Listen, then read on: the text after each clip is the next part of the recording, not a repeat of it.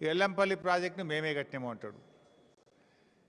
ఇక నీకు అట్టుడు ఎట్లున్నదంటే నువ్వేమో రిబ్బన్ జేబులో కత్తెర జేబులో పెట్టుకొని తిరుగుతున్నావు, ఏడగనబట్టాడు రిబ్బన్లు కత్తిరిస్తున్నావు.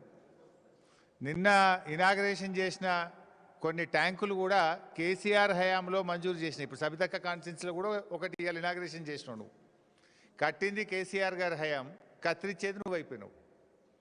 శ్రీపాద ఎల్లంపల్లి ప్రాజెక్టు మేమే కట్టినాం, శ్రీపాదరావు పేరు పెట్టినామంటే మీలాగా మేము చిన్నగా ఆలోచించలే. పేర్లు మార్చుడు లేకపోతే కత్తెర జేబులో పెట్టుకొని పోయి రిబ్బన్లు కత్తిరించే ఆలోచనలో కేసీఆర్ గారు ఎప్పుడు చేయలే.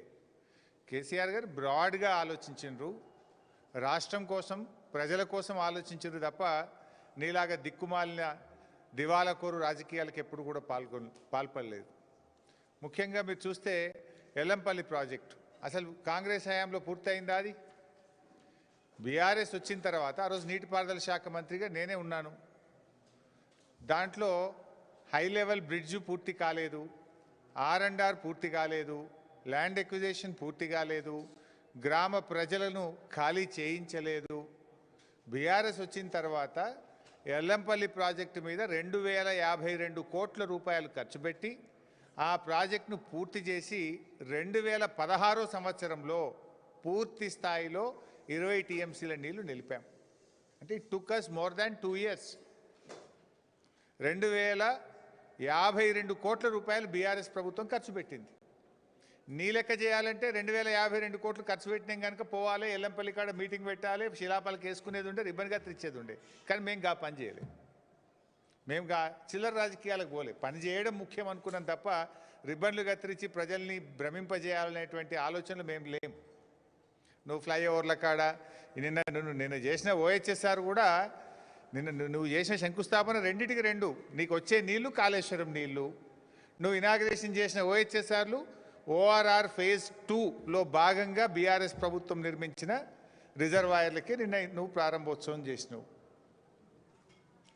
సో ఇలా ఆ రకంగా ఎల్లంపల్లి ప్రాజెక్ట్ నీళ్ళు వస్తున్నాయని మాట్లాడతారు ముఖ్యమంత్రి అమాయకంగా. నువ్వు అమాయకమేమో కానీ ప్రజలు కాదు కదా. అసలు ఎల్లంపల్లి ప్రాజెక్టు కెపాసిటీ 20 TMCలు, దాని డెడ్ స్టోరేజే 3 TMCలు, ఉండేటి 17. ఆ 17కు దాని సొంత ఆయకట్టు 1,65,000 ఎకరాలు ఉంది. అంటే 12 TMCలు కావాలి దానికి. దాని కింద NTPCకి మనం నీళ్ళు ఇస్తాం. NTPC విద్యుత్ ఉత్పత్తికి ఎల్లంపల్లి ద్వారా 6.5 TMCల నీళ్ళు ఇస్తాం. మంచిర్యాల నియోజకవర్గం గూడెం లిఫ్ట్కు 3 TMCలు వాడుకుంటాం. లోకల్ రామగుండం లిఫ్ట్కు 1 TMC నీళ్లు వాడుకుంటాం. అట్లే ఆ ఎరువుల కర్మాగారానికి కూడా ఒక 2 TMCలు ఇస్తాం. అసలు నీళ్ళు ఎక్కడనే ఎల్లంపల్లి సామర్థ్యమే 20, అక్కడ దాని వినియోగమే 20కి పైగా ఎక్కువ ఉన్నది. నేను ఎల్లంపల్లి నీళ్ళు తెస్తున్నా హైదరాబాద్కు, 20 TMCలు తెస్తాడట హైదరాబాద్కి. ఎక్కడికి వస్తాయి 20? ఎల్లంపల్లి కెపాసిటీ 20, డెడ్ స్టోరేజ్ 3 పోతే ఉండేది 17. ఆ 17లో NTPCకి 6.5, గూడెం లిఫ్ట్కు 3 పోతాయి. అదేవిధంగా లోకల్ లిఫ్ట్కు 1 TMC పోతుంది. రామగుండం ఎరువుల కర్మాగారంకు 2 TMCలు పోతాయి. దానికే ఎక్కువ ఉన్నది. అది కూడా that will be supplemented again. నేను ఆ 20కి 20 హైదరాబాద్ తెస్తున్నా అంటాడు. అంటే ఎవల చెవులలో పువ్వు పెడుతున్నావు? ఎందుకు ఈ గోబల్స్ ప్రచారము? ఆ కుర్చీకున్న గౌరవాన్ని ఎందుకు తగ్గిస్తా ఉన్నావు? నేను అడుగుతా ఉన్నా. పోనీ ఎల్లంపల్లి నీళ్ళు తెస్తున్నా అన్న ఒక్క నిమిషానికి. ఎల్లంపల్లి నుంచి మల్లన్న సాగర్కి ఏమైనా గాలి వస్తున్నాయా? ఎల్లంపల్లి నుంచి మల్లన్న సాగర్కు గాలి వస్తున్నాయా? ఎల్లంపల్లి నుంచి నీళ్ళు ఏడికి వస్తాయి? ఎల్లంపల్లిలో మేడారం దగ్గర మోటార్ లాంచ్ చేస్తే మేడారం రిజర్వాయర్లు పడతాయి. మేడారం రిజర్వాయర్ నుంచి లక్ష్మీ బ్యారేజ్ దగ్గర లక్ష్మీ పంప్ హౌస్ ఆన్ చేస్తే వరద కాలువలో పడతాయి. అక్కడి నుంచి మిడ్మానేర్లో మోటార్ లాంచ్ చేస్తే మన అనంతగిరి రిజర్వాయర్కి వస్తాయి. అనంతగిరి రిజర్వాయర్లో మోటార్ లాంచ్ చేస్తే ఇవన్నీ కాళేశ్వరం మోటార్లు, కాళేశ్వరం రిజర్వాయర్లు. అనంతగిరి దగ్గర కాళేశ్వరం మోటార్ లాంచ్ చేస్తే రంగనాయక్ సాగర్ రిజర్వాయర్కి వస్తాయి. రంగనాయక్ సాగర్లో కాళేశ్వరం మోటార్ లాంచ్ చేస్తే మల్లన్న సాగర్కి వస్తాయి. All these are part of Kaleshwaram. యాడికెళ్ళి వస్తాయి? ఎల్లంపల్లికెళ్ళి వస్తున్నాయి. మేము ఆ ఎల్లంపల్లికి 2,000 కోట్ల పైగా బీఆర్ఎస్ఏ ఖర్చు పెట్టింది, బీఆర్ఎస్ఏ పూర్తి చేసింది.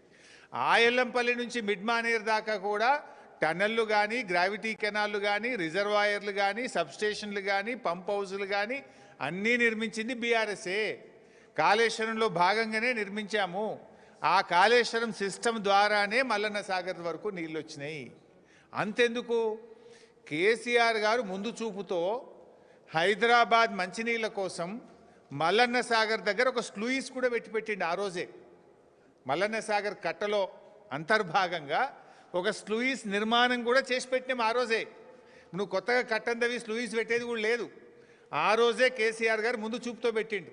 కేసీఆర్ గారి ఆలోచన ఏముండే, 10 టీఎంసీలు ఎల్లంపల్లి నుంచి ఇప్పుడు నడుస్తున్న సిస్టమ్, 10 టీఎంసీలు కొండపోచమ్మ సాగర్ నుంచి, 10 టీఎంసీలు మల్లన్న సాగర్ నుంచి అని చెప్పి స్లూయిస్ కూడా ఆ రోజే కేసీఆర్ గారు నిర్మించిండు మల్లన్న సాగర్కు. దాని నుంచి నీళ్లు తెచ్చుకుంటా ఇది నేను తెస్తున్నా ఎల్లంపల్లి శ్రీపాద సాగర్ అంటాడు. అరే కొద్దిగానన్నా జ్ఞానం ఉండాలి. ఎవడన్నా ఎదుటోడు ఏమనుకుంటాడు అనేది ఉండాలన్నా వద్దా? ఇలా నువ్వు గండిపేట దగ్గర కొబ్బరికాయ కొట్టినావంటే ఆ గండిపేటకు హిమాయత్ సాగర్కి వచ్చే నీళ్లు అవి కాళేశ్వరం ప్రాజెక్టు నీళ్లు, కాళేశ్వరం మోటార్ల ద్వారా వచ్చే నీళ్లు అంతే తప్ప అవి ఇంకేమో కావు. కాళేశ్వరం అంటే ఏందో ఇంతకుముందు 10 సార్లు చెప్పిన నేను. కాళేశ్వరం అంటే 3 బ్యారేజీలు, 15 రిజర్వాయర్లు, 19 సబ్స్టేషన్లు, 21 పంప్ హౌజులు, 98 కిలోమీటర్ల పంప్ ప్రెజర్ మెయిను, 203 కిలోమీటర్ల టనలు, 1531 కిలోమీటర్ల గ్రావిటీ కెనాల్స్, ఇవన్నీ కాళేశ్వరంలో భాగమే. ఇందాక నేను ఏమన్నా కాళేశ్వరం అంటే 15 రిజర్వాయర్లు అన్నా. ఆ 15 రిజర్వాయర్లలో ఒక రిజర్వాయర్ మల్లన్న సాగర్. ఆ మల్లన్న సాగర్ కాళేశ్వరంలో అంతర్భాగము.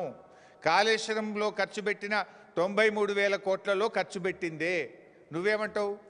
కాళేశ్వరం కూలిపోయింది, 1,00,000 కోట్లు గంగల కలిసినాయి అంటూ. ఖర్చు పెట్టింది 93, 1,00,000 కలిసినాయి అంటూ. మరి 1,00,000 గంగల కలిస్తే మరి మల్లన్న సాగర్ ఎక్కడిది? ఆ మల్లన్న సాగర్కి వెళ్ళి హైదరాబాద్కు నీళ్ళు ఎక్కడిది?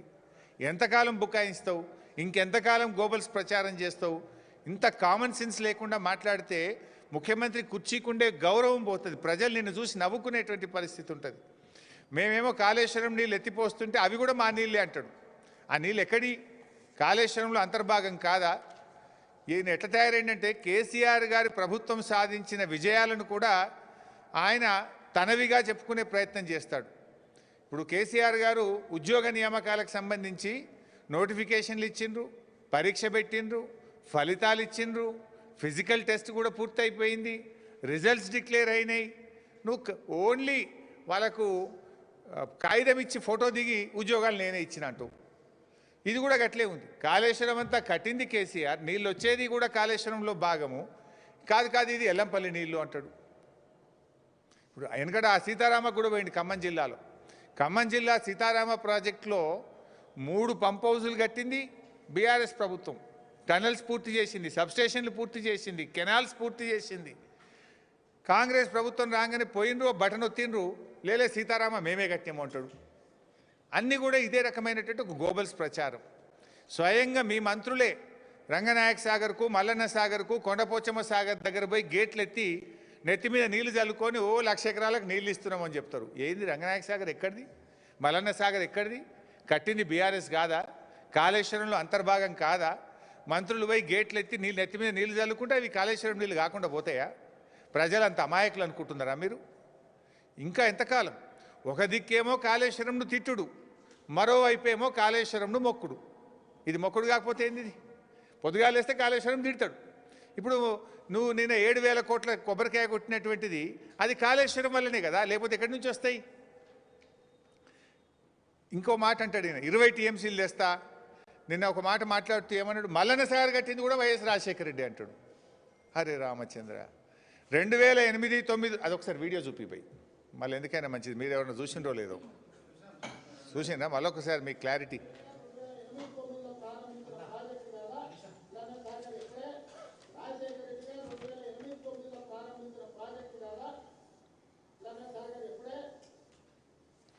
సో మల్లన్న సాగరు 2008-9లో రాజశేఖర రెడ్డి గారు కట్టిండు అంటాడు. యాక్చువల్గా ఆనాటి ప్రాణహిత చేవెళ్లలో